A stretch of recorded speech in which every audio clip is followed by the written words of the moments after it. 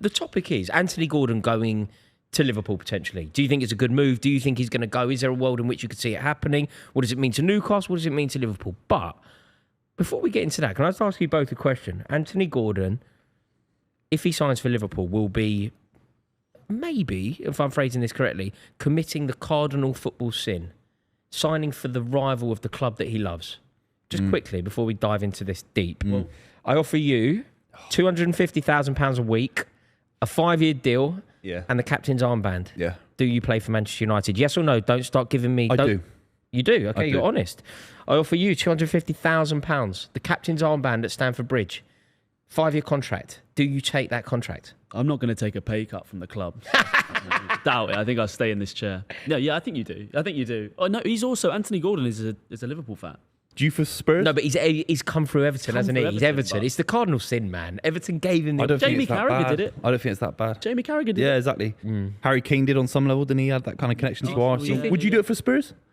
Yeah, we need to ask you. I think you would. You love football more than you... I think it's a test about how much you love the sport. I think you love football as a product, as a thing that you love, over Chelsea, in my opinion.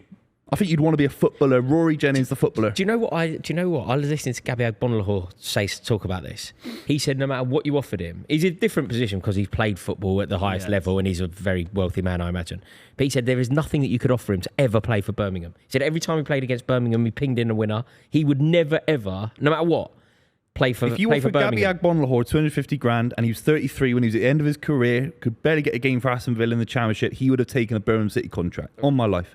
Yeah, I agree. 100%. It's just the money wasn't there. I think I'm more of a man of principle than you two. I don't take it. But Anthony Gordon, do you think Anthony Gordon, given the opportunity, would move to Liverpool now? He's only really just getting started at Newcastle, isn't he? Yeah, I think you have to. I know what you've said about the allegiance to Everton. That was a short time. It was a little bit bitter as well. It wasn't like he's won Premier League titles with Everton or anything like that. It was a very short amount of time. And I think the Newcastle project isn't as exciting as it used to be. We have to be completely honest about it. Whether that's for right or for wrong, we can discuss that maybe later in the podcast about their financial issues and PSR and stuff like that. The Newcastle project isn't as exciting. They're not a Champions League club anymore. They've not won any silverware still since the takeover. Go to Liverpool. It's the second biggest club in the country. They'll be in the Champions League consistently with Arne Slot, in my opinion. Maybe not winning the league. It is just a career. It's a career move. You have to play at Anfield. Do you think he's good enough, John? How good? Let's establish how highly we rate Anthony Gordon. I rate him so highly. He was obviously England player of the tournament in the under-23s when we won that. I was calling for him on this show to come on at half-time and change the game against Spain in the final. He didn't get any minutes under Gareth Southgate. I think he'd be brilliant there. Electrifying pace, left wing. He got 3 minutes, didn't he? He did get 3 minutes. He got 3 minutes. Barely any minutes. Barely got a He did minute, play, but... I think he could be brilliant for them. I don't think that Diaz has the end product in that position. There isn't anyone. Gakpo comes in and doesn't do enough there.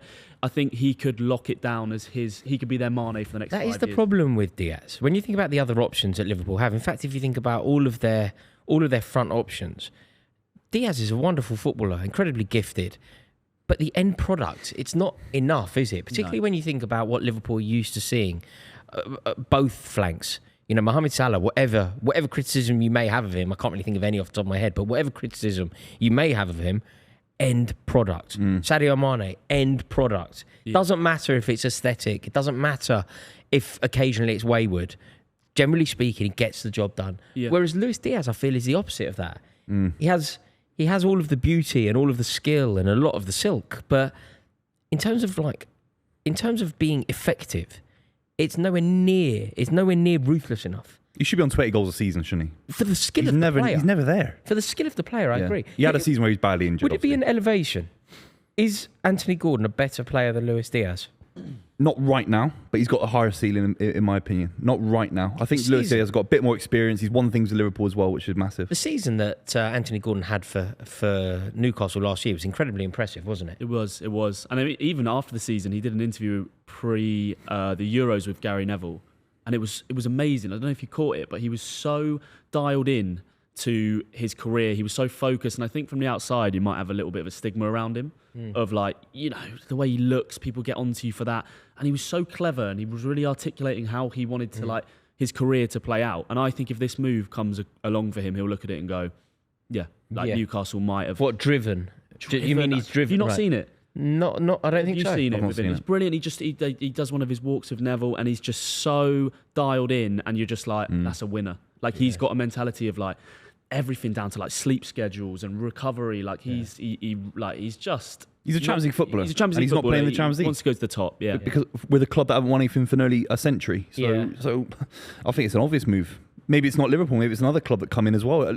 Obviously, if Liverpool are interested, why not Man United? Why not I think another bigger club? Liverpool may have unsettled him a touch because I feel like he was very much part of the Newcastle project. But you're right, Buvey. You know, earlier when you said Newcastle isn't necessarily the club that it was when he signed. Things have changed. You know, Amanda Staveley has gone. She was a force of stability. She was a huge supporter of Eddie Howe. Eddie Howe's future is now in jeopardy, partly because of Gareth Southgate giving up the England job giving up the England job. So I do think it's interesting times for Newcastle. But if he were to go, what do you think this means for them? I think the project was over before it began, and it might not be their fault. It's not me criticising Newcastle fans' right to be successful. It's just the climate that they've arrived in. Maybe that's down to Man City and Chelsea and the other takeover. They can't do what they wanted to do. They signed Trippier, a massive, bold statement. They needed 8 or 9 after him, and they only signed Isaac. Bruno's fantastic. Already they're looking to leave, and suddenly you're going back to a back four with Dan Burn in it. Trippier looks like he'll leave as well. It still looks like a very average side. They've just not been able to get the quantity of players. When Chelsea had the takeover, what was that first transfer window? 13 players? Yeah. 12 players? And it was statement. It was statements as well. Big names. And same with Man City within a David Silva, Yaya Toure, all coming in the same window. It's crazy. Newcastle can't do that for right or for wrong. Again, we can talk about that later. So do you think that what Newcastle need to do here in order to get flush with PSR is sell Gordon? Do you think ultimately it would be one step back but 2 forward in the long run? It's a lot of money. So the numbers that we're hearing here, I think a lot of them have something to do with PSR. But John, am I right? We're talking about 45 million quid for Joe Gomez. Yeah, well, that's what we're seeing. That's what we're reading. I think this is... Buvey just said that, Yeah. and I thought he was wrong. Is he right? No, I think he's right. But I think this is where all these Premier League clubs are in on it for PSR, which we all know is the biggest problem right now in football, where Conor Gallagher's going from Chelsea for the same reasons for 40 million. Like, people are selling players for pure profit, and it's almost like this underhand agreement under the table of, well, you know, if you give us this for Joe Gomez, that will help us out, and then we'll give you Anthony Gordon for a little bit less, and that will effectively mean 30 million they're paying for Anthony Gordon instead. But they are losing Joe Gomez, of course. But it's The all rules just a mess. don't work. PSR. It's a problem. It's the same with what's going on at Chelsea and Villa. You've got all these weird transfers at the moment in the Premier League that don't really make a lot of sense. It's such a flaw in the system, isn't it? It's such a flaw in the system that it encourages you to sell the players that you should actually be cherishing. Yeah, it's foolish. It really is. If he doesn't go to... If Anthony Gordon doesn't go to Liverpool, do you feel like this conversation is unsettling enough that he will go somewhere else? And if he does, are there any other clubs in the Premier League that you think would suit him better than Liverpool? I don't think so. Because look, City aren't interested for sure. Arsenal got loads of wingers. Chelsea aren't really at that level to entice someone like that, in my opinion. They got loads of wingers as well. You've got Madueke and all these guys and Mudryk.